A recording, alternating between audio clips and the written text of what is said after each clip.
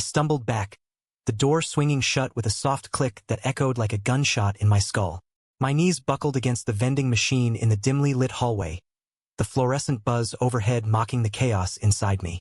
Eric Hale, 28-year-old barista with a side gig as a medical transcriptionist, reduced to a ghost haunting his own unrequited crush. I'd known Alex for 2 years now, first as the ER doc who patched up my idiot roommate after a bar fight, then as the quiet force who lingered in my life like morning fog over the East River. He was 35, all lean muscle and steady hands, with that salt and pepper stubble that made my stomach flip every time he flashed his crooked smile during our late-night chats in the hospital cafeteria. It started innocently enough, or so I told myself. I'd taken the transcription job to pay off student loans from my half-assed attempt at community college, typing up charts while nurses hustled by with crash carts. Alex was the attending on the night shift, the one who didn't treat us grunts like we were invisible. "Hey, coffee guy," he'd tease, sliding into the booth across from me with a tray of greasy fries. His scrubs stretched taut over broad shoulders. I'd laugh it off, but God, those blue eyes, piercing like the winter Atlantic, would pin me in place, making me spill more than just creamer. Brooklyn General wasn't glamorous. It was the kind of place where dreams went to flatline amid the beeps of monitors and the stench of bleach. But Alex made it bearable.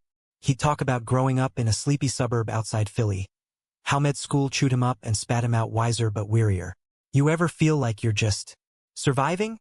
he'd ask, stirring sugar into his black coffee, his voice low enough that it felt like a secret shared in a confessional. I'd nod, too mesmerized by the way his fingers, long, surgeon precise, traced the rim of his mug to form coherent words. Surviving? Hell, I was barely breathing around him. My own story was Messier, the kind of American underdog tale that sounded like a bad indie flick. Grew up in a Rust Belt town in Ohio, dad a factory worker who drank himself into an early grave, mom waitressing doubles to keep the lights on. I bolted for New York at 18, chasing the myth of reinvention in the city that never sleeps, only to end up slinging lattes at a hipster spot in Williamsburg and transcribing the world's woes at night. Gay in a world that still side-eyed you on the subway, I'd buried my heart under layers of sarcasm and late shifts, until Alex. Our first real connection came during a blizzard that shut down the bridges. The hospital was a ghost town, just a skeleton crew riding out the storm. I'd stayed late, fingers numb from the keyboard, when the power flickered and died. Generators hummed to life, but the cafeteria plunged into shadows lit only by emergency strips. Alex found me huddled over a cold cup of tea, my laptop battery at 2%. "World ending?" he joked, sliding onto the bench with a flashlight and a deck of cards. We played poker by its beam, strip version because why not in the apocalypse? Laughing until my sides ached. He lost spectacularly, peeling off his hoodie to reveal a faded Eagles tee clinging to his chest. I lost on purpose, shedding my flannel to match his gaze, the air thick with unspoken what-ifs. That night, as snow piled against the windows, he leaned in close, our knees brushing under the table. "Your trouble, Eric?" he murmured, his breath warm against my ear. I wanted to kiss him then, to shatter the fragile truce we'd built, but fear clamped my jaw shut. What if he pulled away? What if he was straight, or worse, straight acting in a job where one wrong whisper could tank his career? Instead, I joked back, "Only the good kind document." We parted with a fist bump, but his touch lingered like a brand. From there, it snowballed. Stolen glances during rounds, texts at 3 a.m. about bad cases or worse hangovers. "Patient coded tonight. Reminds me why I do this," he'd send, and I'd reply with a dumb meme of a cat in scrubs. "Hang in there, hero." He started leaving me mixtapes on USB drives. Springsteen for the Philly kid in him, Hosier for the ache we both felt but never named. I fell harder with every track, every shift where he'd ruffle my hair on his way out, calling me kid in that affectionate drawl that twisted my guts. But doubt gnawed at me like termites in a brownstone. Alex was out, proudly, with rainbow pins on his lanyard and stories of pride parades from his residency in San Francisco. Me? I come out in college to crickets and a few hurled slurs, so I kept it low-key, flirting with baristas but never committing. What if I was just his safe friend, the straight-passing buddy who made him laugh after 12-hour shifts? Rumors swirled in the break room. Alex had dated a surgeon from Colombia, Some Adonis who ghosted him after a messy breakup. He's gun-shy, the nurses whispered. Don't get your hopes up, sweetie. I tried not to. God, I tried. But last week, during a quiet moment in the supply closet, stocking gauze while he hunted for sutures, our hands brushed and time stuttered. His eyes darkened, thumb grazing my knuckle. Eric, he started, voice rough like gravel. I froze, pulse thundering. Say it, I begged silently. Say you feel it too. But a page blared over the intercom. Dr. Thorne, Trauma Bay Stat. And he was gone, leaving me with a half-unpacked box and a heart full of maybes. That maybe propelled me through the rain tonight. I'd clocked out early, rehearsed my speech in the mirror of my shoebox apartment overlooking the Gowanus Canal. Alex, these 2 years, you've been my anchor. I love you, not as a friend, but all the way. Simple, direct, American as apple pie and bad decisions. The hospital loomed like a monolith as I burst through the ER doors, shaking water from my jacket. Nurses waved hellos. I nodded, beelining for the staff lounge on the 3rd floor, where Alex usually decompressed after his shift. The hallway stretched eternal, my sneakers squeaking on linoleum polished to a shine. I passed empty bays, the faint beep of a distant ventilator underscoring my nerves. Almost there. The lounge door was ajar, light spilling out like an invitation. But voices, low, intimate, filtered through, stopping me cold. Laughter, then a murmur I knew like my own reflection. Alex. I shouldn't have eavesdropped, but love's a thief, stealing reason one heartbeat at a time. Been waiting for this, he said, tone husky. A reply, deeper, unfamiliar. Me too. No more hiding. My blood turned to ice. Hiding? From what? From me. The bathroom was adjacent, door slightly cracked, probably from the humidity of the storm. Steam curled out, carrying the scent of sandalwood soap, Alex's signature. I pushed it open before sanity could intervene, the hinge creaking like a betrayal. There they were, Alex, shirt unbuttoned to his navel, back arched against the marble vanity as a tall guy, blonde, built like a linebacker, stubble shadowing a jaw that screamed trust fund gym rat, devoured his mouth. Hands everywhere. In hair, under waistbands, the kind of urgent tangle that spoke of months, not moments. Alex moaned. A sound I'd fantasized about in lonely showers, now twisted into a knife.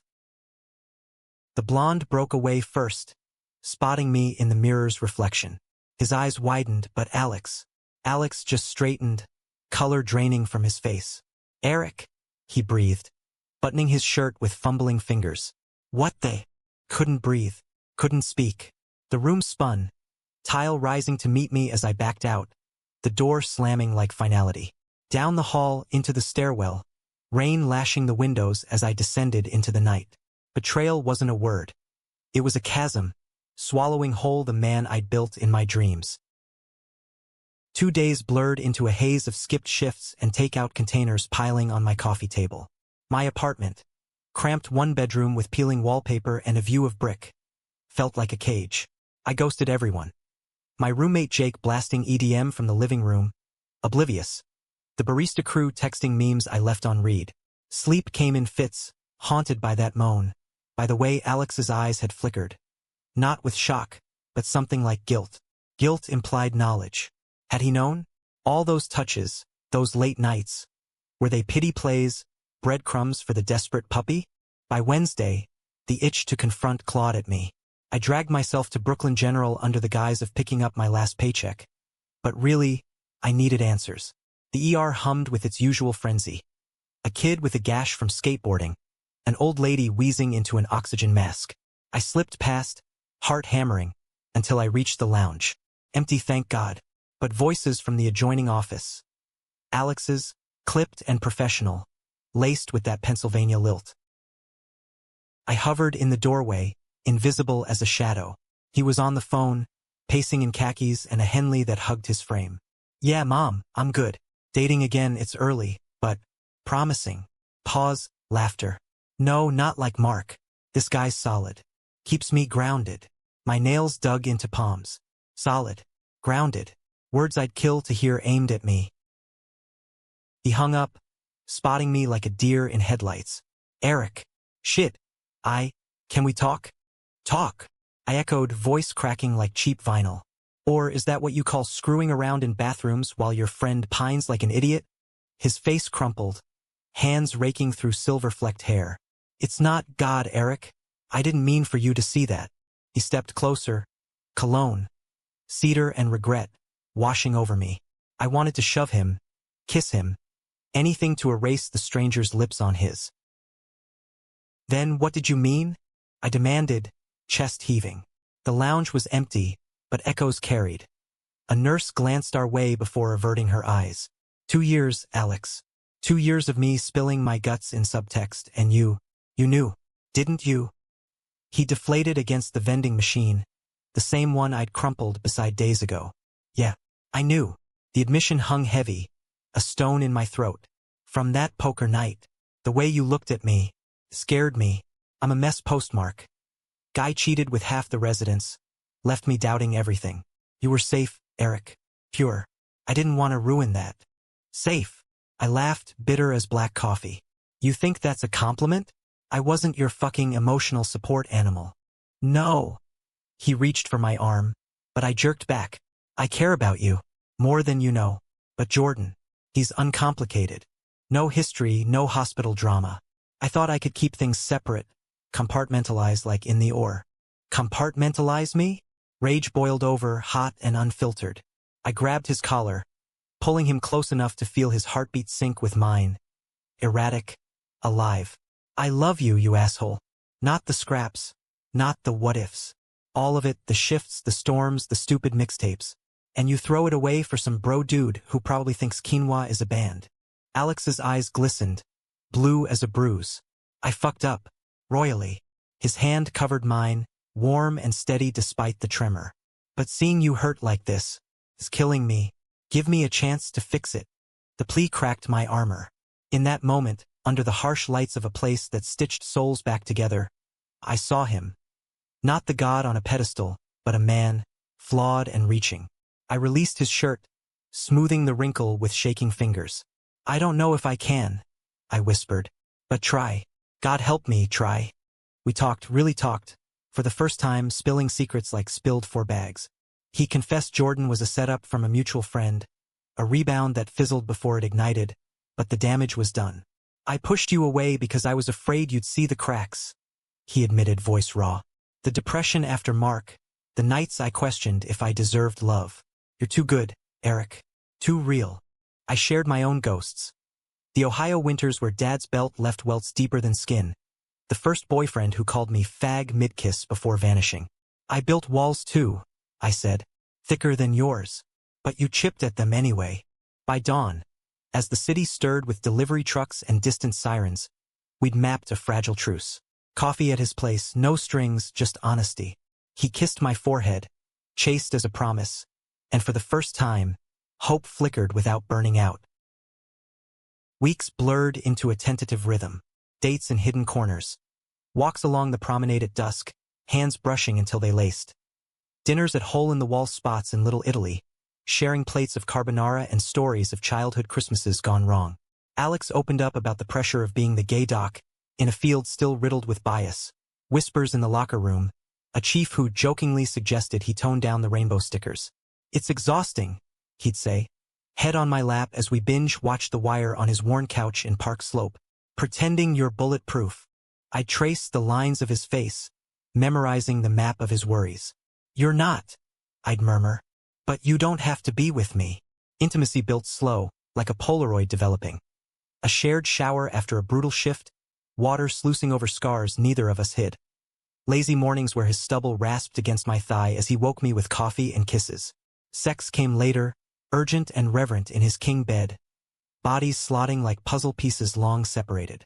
I love you, he gasped against my neck, and I believed him. Every thrust, every sigh a vow etched in sweat. But shadows lingered. Jordan texted once. Heard you're official. Happy for you, man. A olive branch that tasted like ash. Alex deleted it, but doubt whispered. What if he bolts again? My own insecurities flared during a hospital gala, where he schmoozed donors in a tux that turned heads. I nursed a gin at the bar, watching him laugh with a silver-haired investor, jealousy coiling like smoke. You're paranoid, Jake told me later, pounding beers on our fire escape. Guys smitten. But don't forget, you're the prize, not the consolation. He was right. Alex proved it daily. Surprise lunches in the park, a weekend getaway to the Catskills where we hiked trails lined with autumn fire, making love under stars that felt closer than the city ever allowed. This is us, he'd say, fingers intertwined as leaves crunched underfoot. No more hiding. Yet fate, that cruel Brooklyn bitch, had other plans. It hit during a routine check-in, me, of all people, in Alex's exam room for a nagging cough that wouldn't quit. Just a cold, he diagnosed, stethoscope cold against my chest. But tests lingered, shadows on scans that turned my world grayscale. Cancer. Stage 2 lymphoma, the thief that doesn't discriminate, striking a nobody like me in the prime of reinvention. Alex's face as he delivered it haunts me still. Professional mask cracking, hands trembling as he gripped mine. We'll fight this, Eric. Together. The high of our love crashed into the low of chemo suites and radiation burns. I shaved my head first, defiant, while Alex held the clipper steady. Still the hottest bald guy I know, he quipped, voice thick. But nights were hell. Me retching into basins, him pacing the apartment like a caged wolf, blaming himself for every symptom. If I'd noticed sooner, he'd mutter, but I shut him down. This isn't your fault. It's just life. Conflicts simmered. He smothered, hovering during infusions, canceling plans to monitor, until I snapped in the oncology ward, for dripping like venom. I need space, Alex, not a fucking warden. He recoiled, eyes red-rimmed. I'm scared, okay? Losing you, it's not an option. The betrayal echoed then. Not Jordan's ghost, but this. His fear mirroring my own. A mirror held too close, reflecting fractures we couldn't mend. We fought ugly. Words like shrapnel. You're suffocating me, and you're shutting me out. Until exhaustion claimed us, curled on the hospital cot. Apologies whispered into sweat-damp sheets. Remission came 6 months later, a quiet miracle announced over bad cafeteria jello. Clear, the oncologist said, and Alex wept, open, unashamed, in the hallway, pulling me into an embrace that smelled of Lysol and home. We made it, he choked. You made it. Recovery was a slow burn, marked by physical therapy and tentative joys. Reclaiming shifts at the coffee shop, where customers high-fived my buzzcut. Lazy Sundays rebuilding strength in Alex's arms. But the illness stripped us bare, forging something deeper than romance. A partnership, gritty and real, like New York's underbelly. One evening, as summer humidity clung to the air, we stood on the Brooklyn Bridge, Manhattan's skyline a glittering apology. I almost lost you, he said, wind tousling his hair. Taught me to hold tighter. I leaned into him, the city pulse syncing with ours. And I learned to let go of the fear, the doubts. We're enough. It wasn't fairy tale perfect, no Hollywood fade to credits. There were arguments over dirty socks, job stresses bleeding into bed, the quiet ache of what-ifs that never fully faded. But in the mess, we found grace. 2 men, scarred and stubborn, choosing each other daily amid the roar of ambulances and dreams deferred. Love, I realized, isn't the confession or the climax. It's the quiet after, stitching wounds with thread as fine as hope. And in America's vast, unforgiving heart, we'd carved out our corner, unbreakable.